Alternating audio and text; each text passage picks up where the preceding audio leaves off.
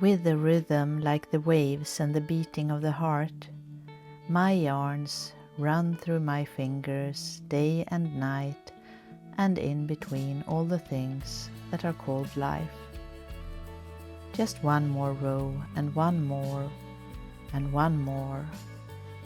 The soft and peaceful rhythm of the knitting provides opportunities to talk about life in general and knitting in particular. Through the work of our hands, our thoughts, feelings and dreams are manifested, and we make use of the valuable knowledge that has been passed down through generations. Knowing how to knit is like always carrying an invisible treasure. As we knit, we make the treasure visible. When sharing this treasure, it grows. Let's make this world softer and warmer, stitch by stitch. A warm welcome to Sofia's Tales podcast.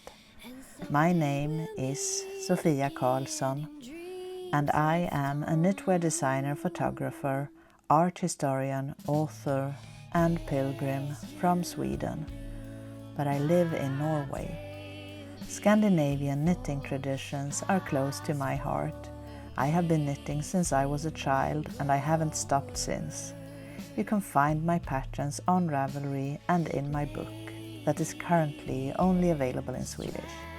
On Patreon, I share additional and exclusive content for my patrons. You can find all the links below. Welcome, let's start a new episode of this podcast.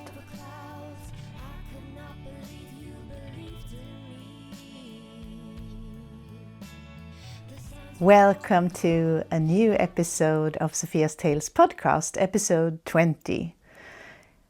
Just 2 days ago I came home from Scotland, where I have been for 10 days traveling around with my friend Sarah and her mom. And this episode is all about our lovely woolly adventures in Scotland. So let's get this episode started. I met my friend Sarah and her mother in Edinburgh, and we went to the Woolly Good gathering and had some lovely time in the beautiful town of Edinburgh, where we have been together several times before. After a couple of days in Edinburgh, we went to Oban and then over to the island of Mull and some of the other Inner Hebrides. On Patreon, we give you more inspiration and information about how we planned this trip and how we traveled and where we stayed. How lovely it was to be back in Edinburgh and go to the Woolly Good gathering with my friend. We found some treasures to bring home with us, and I was so glad to meet Jules from Wool and Flower again. We also met Jen, who runs Fiber Workshop, and both Sarah and I decided to knit her beautiful jumper drover. In the days before lorries and haulage, sheep were moved on foot by drovers. A drover was someone whose job it was to move livestock from one place to another, including sheep, cattle and geese.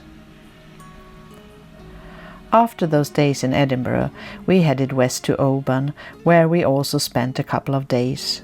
And from Oban, we took the ferry to the Isle of Mull, where we spent 4 nights at a wonderful bed and breakfast. One day we sat down and recorded a chat. Hello, Sarah. Hello, Sophia. It's so nice to sit here with you on a couch in Scotland. In Scotland, on Mull. On Mull. Yeah. What a place. Spectacular. We've been so lucky because the weather has really been in our favor. Yes. So sun and blue sky and cool, so we can wear our knitwear. Yes. Yeah. Thank you, Scotland. Thank you, Scotland. We love to be here. Yeah, it's special. It's wonderful to be back together. I know. Because last time I was in Scotland, I was here with you. Yeah. And my daughter and a lot of other friends. At the Edinburgh Yarn Festival. Exactly, and that was 2019. 2019. As well as 2018. Yeah. But so that's 7 years ago now. It's unbelievable. And this trip is something special. We went to Edinburgh first. We did. And we went to the Woolly Good Gathering. To the Woolly Good Gathering. We spent Saturday there for a few hours. We took my mom, Exactly. Sue, and we got to see some people we know, which was wonderful. And we got to be in the city that we love. Yes. And found a few treasures here and there. And the Woolly Good Gathering is a knitting festival, but, or a wool festival, but another one. It's not the same as the one we went to earlier. This is a bit smaller. Yeah. And what's your impressions like? Yeah. Well, I thought it was really accessible and convenient to get to. I thought that it had a nice layout. And they had coffee and snacks, and they had a nice representation of some farm place-based wools, which were really inspiring and invigorating. Yes. And so that was really nice. We, they had ceramics, and they had bag makers and fiber and yarn, and so I thought there was a nice selection. And it was a really nice way to spend an afternoon. And a nice little garden where we could sit and relax afterwards. Yeah. Lots of shade and, really kind of, I don't know, the feeling had a lot of ambiance to it. You were definitely in the city of Edinburgh and so. But I think the big difference was that last time I met so many friends and so many people I had already learned to know online, and then we met at this festival and spent lots of time together, and everywhere we went we met new friends and mutual friends. And this time the only one I met, except from you, was Jules from Woolen Flower. And it feels like I'm meeting her every day as I use her tweed bags all the time. So it was lovely to get to see her again, even though it had to be a few quick chats. Because of... it was busy. It was busy, and she was working. This was also the first time for me that I went to a yarn festival like this without being asked to do a job. I was there like fun, like a normal person. As a civilian. It was really fun to do a thing like that with you. It was nice to kind of be leisurely about our time there. It wasn't anything that was really harried to get around. So, and we found a sweater we both wanted to knit. Yes, we did. You bought the yarn. I bought the yarn, and I have the pattern, and so we will do that maybe as a little twin knit along. It was. I mean, it definitely would be a throwback because it is a seamed sweater. So I've been slightly plotting and planning if I can knit it top down. It's a saddle shoulder, which I've done before. So, but I don't know, bite the bullet and try to seam. I don't mind straight seaming. It's the set-in sleeves, which can be tricky for me and my imprecise self. So we'll see what happens. And I bought yarn here on Mull. To use for the same sweater.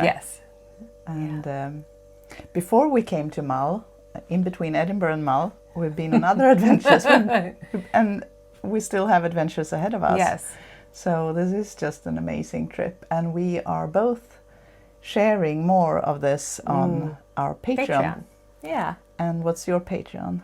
It is The Root of the Tree on Patreon, and I also have a channel of the same name, therootofthetree.com, and I do a wide variety of different handcrafts on my vlogs, so bookbinding and botanical printing, and recently I've been doing leather work, but my kind of where I started was spinning and wool, and specifically wool that really speaks to landscape and place, and I've been feeling that kind of inspired being here. So. And I have learned so much about place-based wool. Yeah. Is that how you That's call how, it, yeah, isn't it's it? my little... I think it's a good expression from you. Yeah. You have taught me so many things about that. And I also love that kind of wool. Yes, you do. And so on our Patreons, we make more additional footage and stories about all these things, because otherwise we would have to make so many podcasts. It'd be very long. First we spent a few days in Edinburgh. Yep. Then we went to Oban, and now we are on Mull.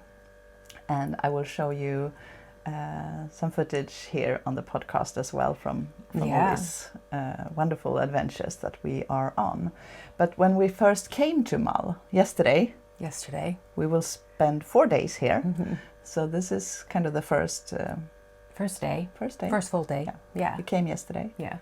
And where did we go? Yeah, we had a bit of a moment with the ferry, but we were rolling with the punches, and we did make it onto Mull. And Sophia and I had planned to try to navigate this island to maximize our time. It's a big island, and it can be hard to cover big distances, so it takes a long time. And of course, everything I wanted to do is 2 hours or an hour and a half from our bed and breakfast. But we were gonna do it anyway because we're on a road trip. So we went to I can do this.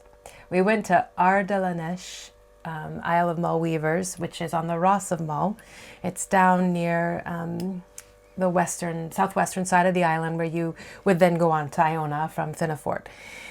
So we went down there straight off the ferry and visited that beautiful farm and weaving shed, and then we hauled ourselves all the way back up the peninsula and then up north to Mournesh, where we are now in the north. So it was a little trial by fire for me on the driving. This single track, but you did good. We did good, and I even got to see a sea eagle out of the corner of my eye. So I did get some cool bird spotting. But yeah, so we had to get there before it closed, and so we were feeling that press of time. So when we got there, it was like, and they were so welcoming, and they stayed open to and said they would be here till we were done, and that was so generous and kind.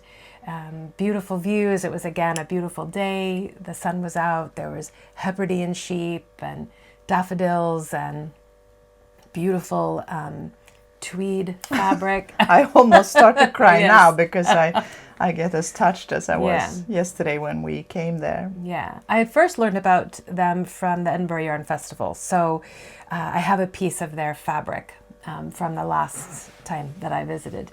And she asked what you had made from it? Yes, and I said nothing because I feel nervous about cutting into it. But if you are somebody who follows my blog, you'll know that I've been making 11sies backpacks, and I'm wondering if that would be a good application for some of the fabric I have. So we shall see. But just really earthy, stunning fabrics that just can, make your heart sing, because they're so reflective of what's going on around you in color and the old ways of working with the wool. So both the fabric, the tweeds, and the yarn. So I will make a small segment about that on my Patreon, and maybe you will as well. Yes, yeah. So there will be more from that lovely weavery. Yeah. What was it called again? Weaving Shed and Mill. Yeah. Oh, you mean a full name? Ardalanish. Ardalanish. I hope we said it right. Yes. Yeah. Anyway, we love that place. Yeah. And I'm hoping to be back there someday. Yeah, it was really, really inspiring. And So, what are you knitting on? Well, if you caught our last time together, last year, when we went to the Swiss Yarn Festival, which both of us have vlogs about that. And if you know me, then you'll know I've been working on the Trondheim cowl for many years. This has gone to multiple I may have cast it on in 2018 when I was coming to meet you for the first time. But it's been to Scotland 4 times. It's been to Norway, Sweden, Switzerland, Italy, and now I think I've Mull. been with you on all those you've been trips. I think you have. Yeah. It's been to Orkney as well. I took it on a trip up there. So I brought that with me, and I'm knitting this in Cashmere People yarns, and it's hand spun Cashgora from, the name is going to escape me now. It's not Kyrgyzstan. I can put it in later. Yeah, we'll put it down here. Yes. This is distributed by Port Fiber in Maine, and these are colors all done by the Women's Guild, and it's all hand spun, and on the labels it shows you the spinner, and so I'm using 2 of those for the... I love the contrast and the blue shades, and also the drape of the yarn. It's really beautiful because it's lovely. got the... And it's, to me, it feels so special because I've been to Trondheim with you. Yeah. We spent a whole week there once, Yes. or outside Trondheim, Yeah. and also we had a night. beautiful We had a place. night, just the 2 of us there. Yes. Yeah, it's really... Yes, we did. Yeah. So so I have that. And then I brought with me the Ardalanish vest that I'm knitting in hot pink. Which is very uncommon. Very uncommon. For being Sarah. Yeah. I'm doing this kind of to connect with my friends over a friend that we lost. And so I'm trying to treat hot pink as a neutral. Because she used to say that. She used to say that, yeah. That's a beautiful way of honoring your Yeah, friend yeah. that I never got to meet. No. But I think that's beautiful. Yeah. And also this cowl is beautiful in many ways. Yeah. But it carries many stories in all the stitches here. Yeah. So one day you will finish it and you will have all the lovely trips And with I'll- you in the stitches. Yeah. And I'll wear it with my hot pink vest. Perfect. So I brought that, but I did not bring an extra ball. So I've had to stop knitting on that, which in some ways is good because now I've been exclusively knitting on my Trondheim cowl. Yeah. So that's what I've been working on. And I am working on a mitten for my husband. And in the last episode from Swiss Yarn Festival, I visited a friend, Isabel, before the festival. Yeah. And we were chatting about a mitten. She told a story about a mitten that she had knitted, and she had lost one of the mittens in a pair. And that was my pattern as well. Yeah. Roses are red mittens. And she was so sad she couldn't use the mittens because she only had one. And now when I came to visit her, she bought some yarn, and you can check my latest episode for that story because it's a beautiful story when she tells it. And it reminded me of a pair of mittens I knitted for my husband when we met, and he had lost one. So now I'm knitting up the second one again. It's like the lost mitten knit along. Yeah. It's also a friendly and just casual knit along between me and Isabel. But anyone who wants to tag along, please make a do. partner for you. Maybe it's a good time to knit a partner to a mitten who has lost its friend. Well, I think I was telling you, I have a pair of shine mittens I've had forever. And this year the thumb just blew out. So maybe I need to make a third that I can rotate through or something. So, and mend that thumb. But so.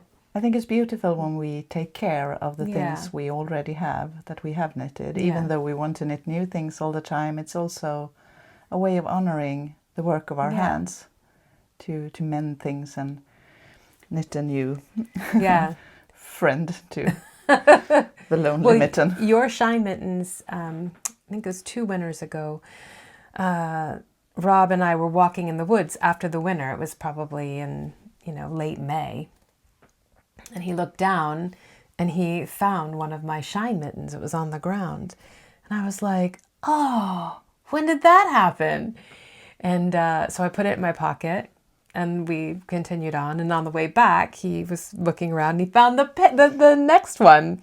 And I was like, oh, when did that happen?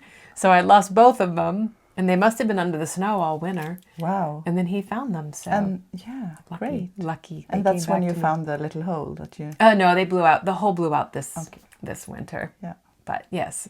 So the shine mittens were lost and came back. That's wonderful. It's another lovely story. Yeah. Yeah. Beautiful. Found mittens. Yeah, so. That's beautiful. So, what are we doing tomorrow? Well, tomorrow is gonna, I think, maybe be my favorite day. I haven't done it yet, but I'm really looking forward to it. So we booked a offshore boat trip to Lunga and Staffa. And Lunga is home to a large seabird colony, specifically puffins, but there's razorbills and guillemots, and people are able to walk up onto these high kind of island cliffs where the birds are, and they are roped. There's specific sections that are roped off where you're not allowed to walk because they're nesting.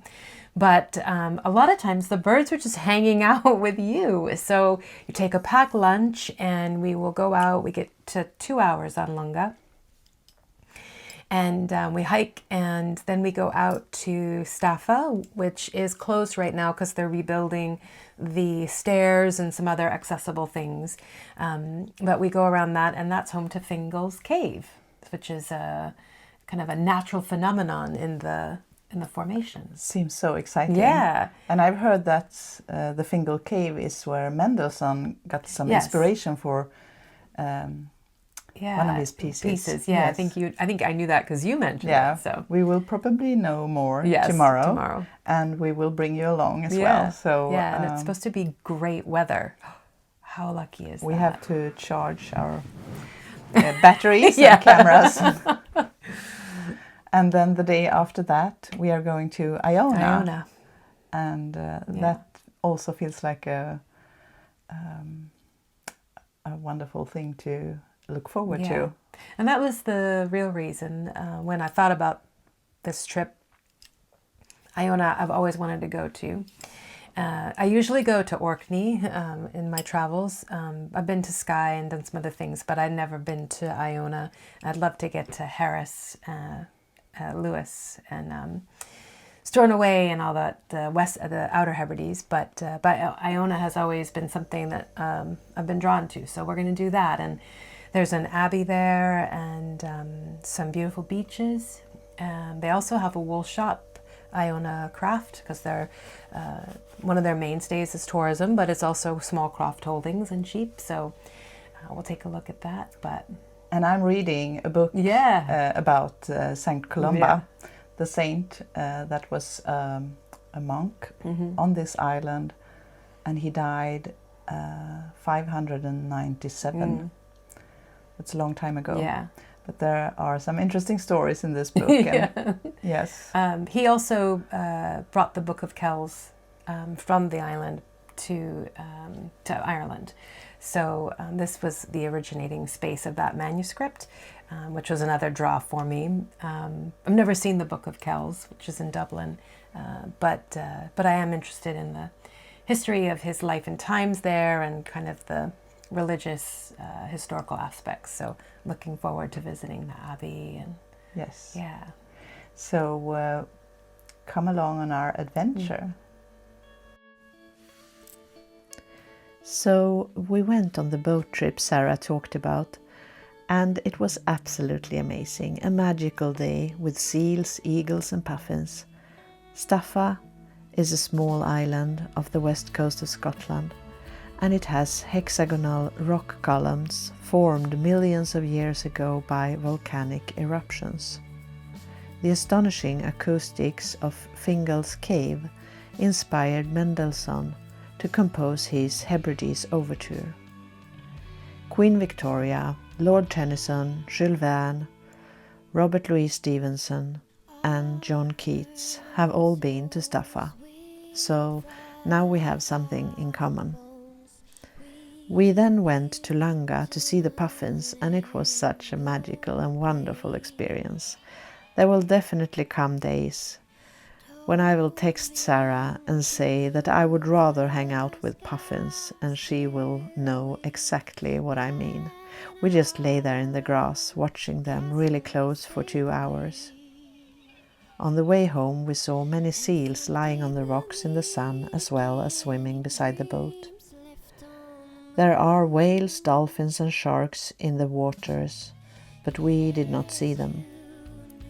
Another day we went to the Isle of Iona. Iona is an island in the Inner Hebrides off the Ross of Mull on the western coast of Scotland. It is known for Iona Abbey, established by St. Columba in the year of 563, and it is often called the birthplace of Celtic Christianity in Scotland.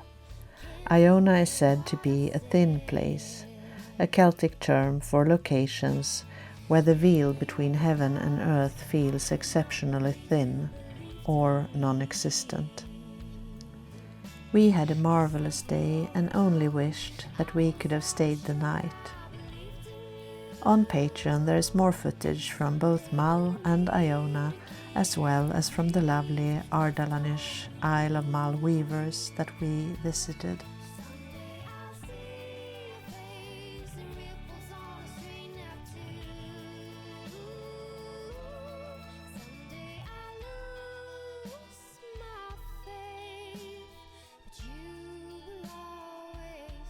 Hello again. Hello again. Hi, Sarah. Feel rejuvenated. Here we are back in Edinburgh. Yeah. And as you have seen now, we have been on quite an adventure for 10 days. 10 days. And we have spent so many lovely adventures together before in different places. In Sweden, twice. Norway. Switzerland. Italy. Yes. And Edinburgh before. But But never 10 days in a row. I think the most has been well, 7. Switzerland and Italy. Oh, maybe that was I think also. that was the same. Yeah. And when you came for our wedding? Yeah, I was there for 6 days, I think. Yeah. Anyway, now my heart is full with so many new memories together. And I'm so grateful for this time we have had and shared. And we had an ambition of filming more for you. We brought our cameras and the tripod and everything. Everywhere. And I brought my nystepinne and you had a hank of yarn because we were supposed to, we had this picture of us sitting in a beautiful environment, maybe on the beach on Iona, and winding yarn together or in a garden or somewhere. And we just never managed. Either it was too windy or we were too tired or something else happened. But we did haul it everywhere we went. Yes, we did. And we talked about it every day. On our backs. Should we wind some yarn now? And I did have the intention. I really wanted to cast on this new sweater we referenced. But yes. And I didn't have any needles for that, but I brought the yarn and I have it here. Treasures. This is one of my treasures. A cone of lovely yarn from Ardalanish. Yeah. The weavery that we talk more about on our patrons. Yeah. So, and this is another treasure, lovely green gem that I'm taking home with me. And the knitting, what have we achieved? I think you have done... That's a strong word. You have done better than I. I believe it or not, because usually you're just knitting wherever we're going. I think I did do a little tiny bit better than you, but I finally unlocked the key to understanding this pattern that I've been kind of wrestling with for a while. But I think, you know, practice has helped me do that. And I made a point to work on it. So I did get quite a bit done. Your Trondheim cowl. And it's my Trondheim cowl. It's getting longer. Yeah, it looks significantly longer. But you still have a bit to go. Yeah, So- because I'd like to knit the length that I can double wrap. And we decided that this was probably too tight. We might need to plan More trips. a new adventure. As this is your travel knitting. Yes. Has been for a long time. Yeah, I thoroughly enjoyed it. It was, it became, really easy to do versus having to reference the pattern every time because Yeah. I was familiar. So, yeah. And you? the first evening here in Edinburgh, I did some things. I finished a gift for you that I will show you, or you will show later. And I weaved in the ends on this vest, the poppy vest that I knitted for this trip. And then I have been working on this mitten for my husband, and I've done some work here, but it's not finished. Maybe I can do it tomorrow on my way home. We'll see. And then I wanted to finish these socks, but I wasn't satisfied with the second toe because the first toe I finished a couple of months ago, and now I had forgotten what I did, so I have wrapped it up and knitted it again, two or three times, and I'm still not satisfied. So I just took the needles out because on Iona I dropped the needle for my mittens, and luckily it was the same kind, so I could transfer them to the mitten. And I have to finish this toe when I get home. So that's what we have been up to. On all of the places we've been. We did manage to knit for a little bit. Yes. On Iona, which was really beautiful, and the weather was really beautiful, and so that was an amazing day. But now this will be packed for the plane. Yes. And you will show on your podcast and on your Patreon some of your stuff as well.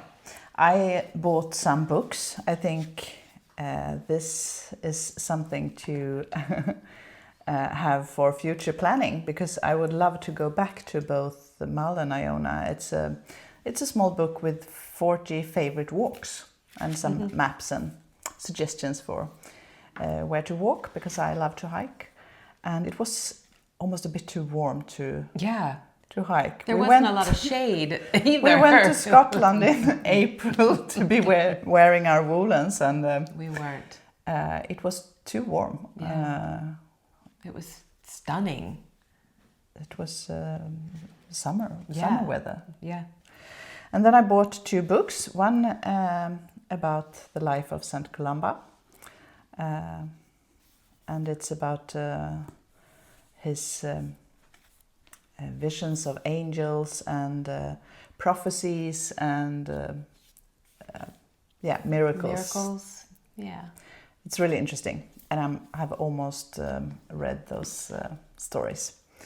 And then I bought this book. I felt it could be interesting. A Journey Through Britain's Knitted History, This Golden Fleece by Esther Rutter.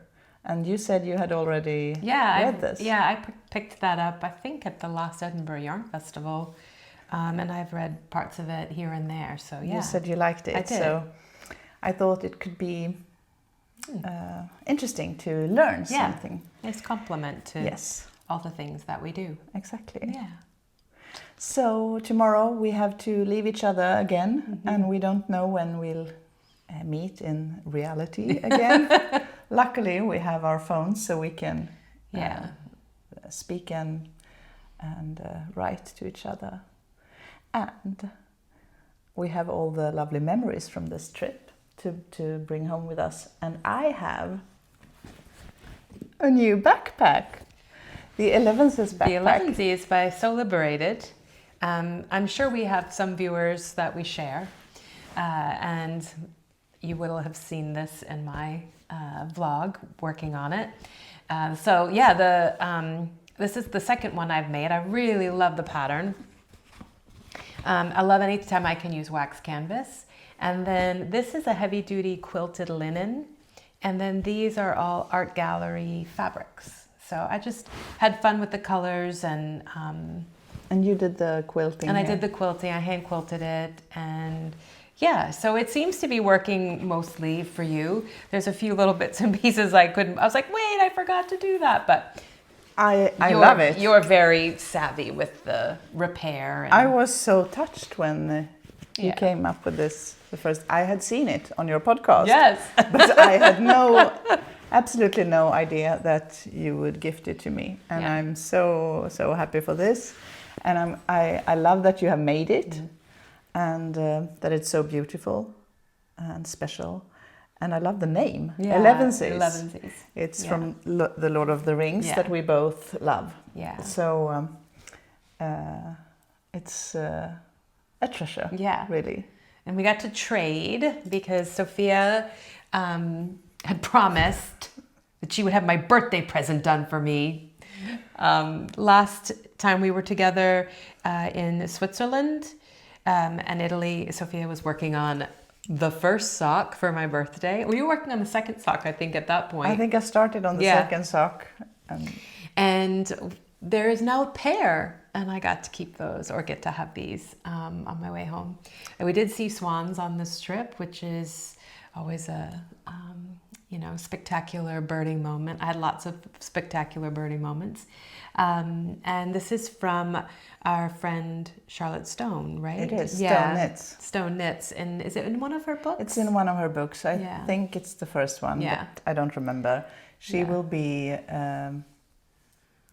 coming out with her third Colorwork sock book this autumn. Yeah. And they're called the Swan Lake socks. Swan Lake socks. And when you visited me the first time in Sweden, you were so amazed by the swans. Yeah. And we have lots of swans, so I'm used to them. I love them, but I could see them with your eyes.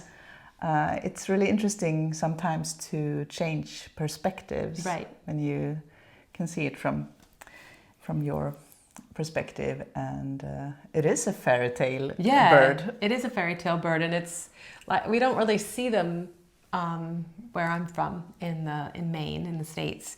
So I was supposed to give them to you last year, as we said, but on that trip I didn't knit as much as I was supposed to or had planned for either. So I never managed to finish them, but now I actually did the last part the first evening here in Edinburgh. Right. And you were tired, so you went to bed. I went to sleep. Because you had such a long journey. So and I said, Sophia, make sure you finish those socks. And I did. I'm just kidding. I didn't say that. But so they're beautiful and I love them, and they'll be perfect to wear to school and with some of my I'm glad. Dresses and stuff and homemade things. So thank you so much. I love much. that it's Charlotte's pattern. Yeah, and I love that it's Charlotte's pattern too. Yeah. You're welcome. So, thank you. So it's nice when you are a handicrafter yourself to receive those gifts. It's really appreciated. Yeah, because I didn't have to make it, and there's so many beautiful things that we don't have all the time to do, but then somebody shows up. Yeah. And they, offer you that. So, yeah. Thank you. Thank you.